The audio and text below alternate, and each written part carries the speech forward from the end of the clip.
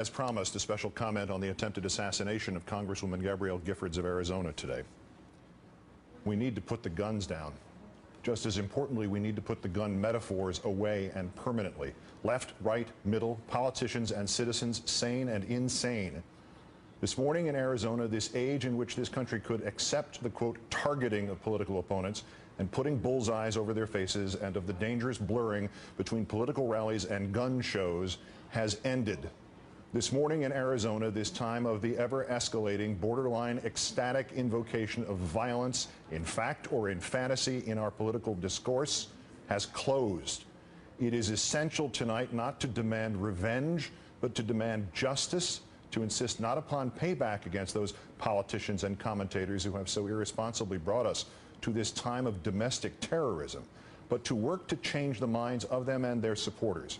Or if those minds tonight are too closed, or if those minds tonight are too unmoved, or if those minds tonight are too triumphant, to make sure by peaceful means that those politicians and commentators and supporters have no further place in our system of government. At his news conference this evening, Pima County Sheriff Clarence Dupnick took the extraordinary step of reporting not details of the crime scene alone, but rather of the political and cultural climate. I think it's time as a country we need to do a little soul searching, because I think that the vitriolic rhetoric that we hear day in and day out from the people in the radio business and some people in the TV business, and what we see on TV and how our youngsters are being raised, it may be free speech, but it does not come without consequences. Arizona has become the mecca of prejudice and bigotry. If Sarah Palin, whose website put and today scrubbed bullseye targets on 20 representatives, including Gabby Giffords, does not repudiate her own part, however tangential, in amplifying violence and violent imagery in American politics, she must be dismissed from politics. She must be repudiated by the members of her own party. And if they fail to do so, each one of them must be judged to have silently defended this tactic that today proved so awfully foretelling. And they must in turn be dismissed by the responsible members of their own party. If Jesse Kelly, whose campaign against Congresswoman Giffords included that event in which he encouraged his supporters to join him firing machine guns, does not repudiate this, does not even admit that even if it was solely indirectly or solely coincidentally, it contributed to the black cloud of violence that has enveloped our politics, he must be repudiated by Arizona's Republican Party. If Congressman Allen West, who during his successful campaign told his supporters that they should make his opponent afraid to come out of his own home, does not repudiate those remarks and all other suggestions of violence or forced fear, he should be repudiated by his constituents and the Republican Congressional Caucus. If Sharon Angle, who spoke of Second Amendment remedies, does not repudiate that remark and urge her supporters to think anew and again of the terrible reality of what her words implied, she must be repudiated by her supporters in Nevada.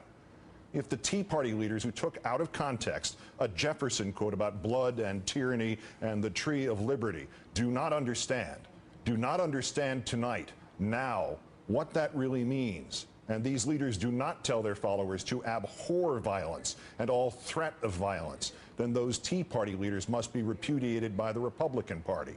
If Glenn Beck, who obsesses nearly as strangely as this Mr. Loeffner did about gold and debt, and who wistfully joked about killing Michael Moore, and Bill O'Reilly, who blithely repeated "Tiller the Killer" until the phrase was burned into the minds of his viewers, if they do not begin their next broadcasts with solemn apologies for ever turning to the death fantasies and the dreams of bloodlust, for ever having provided just the oxygen to those deep in madness to whom violence is an acceptable solution, then those commentators and the others must be repudiated by their viewers and listeners, by all politicians who would appear on their programs, including President Obama and his planned interview with Fox on Super Bowl Sunday, and repudiated by the sponsors and by the networks that employ them.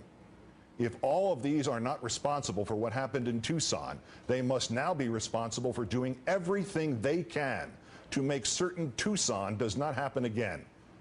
And if those of us considered to be on the left do not rededicate ourselves to our vigilance, to eliminate all our own suggestions of violence, however inadvertent they might have been, however mild they might have been, then we too deserve the repudiation of the more sober and peaceful of our politicians and our viewers and our networks.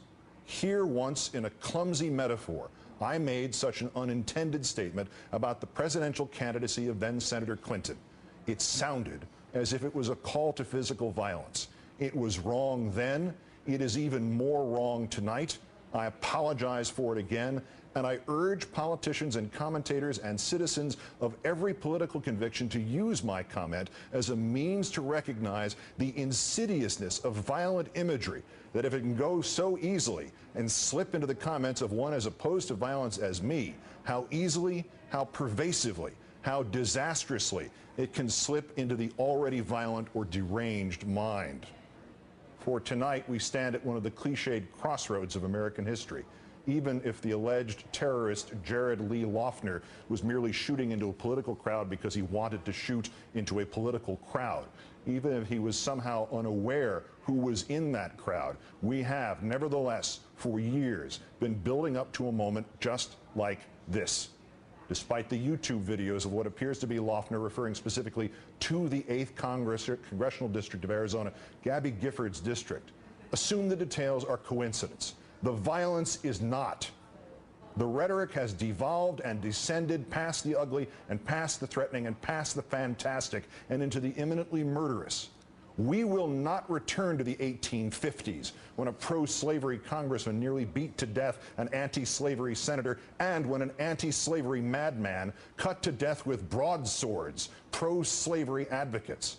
And we will not return to the 1960s when, with rationalizations of an insane desire for fame or of hatred or of political opposition, a president was assassinated, and an ultra-conservative would-be president was shot at and paralyzed, and a leader of peace was murdered on a balcony.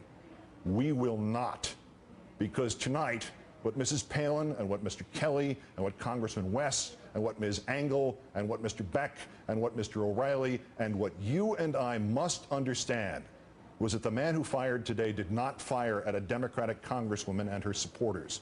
He was not just a madman incited by 1,000 daily temptations by slightly less madmen to do things they would not rationally condone. He fired today into our liberty and our rights to live and to agree or disagree in safety and in freedom from fear that our support or opposition will cost us our lives or our health or our sense of safety. The bullseye might just as well have been on Mrs. Palin or Mr. Kelly or you or me. The wrong, the horror would have been, could still be, just as real and just as unacceptable. At a time of such urgency and impact, we as Americans, conservative or liberal, should pour our hearts and souls into our politics. We should not, none of us, not Gabby Giffords, not any conservative, ever have to pour our blood. And every politician and commentator who hints otherwise, or worse still stays silent now, should have no place in our political system and should be denied that place, not by violence, but by being shunned and ignored. It is a simple pledge, it is to the point, and it is essential that every American politician and commentator and activist and partisan take it and take it now. I say it first and freely. Violence, or the threat of violence, has no place in our democracy, and I apologize for and repudiate any act or anything in my past that may have even inadvertently encouraged violence. Because for whatever else each of us may be, we all are Americans. Good night and good luck.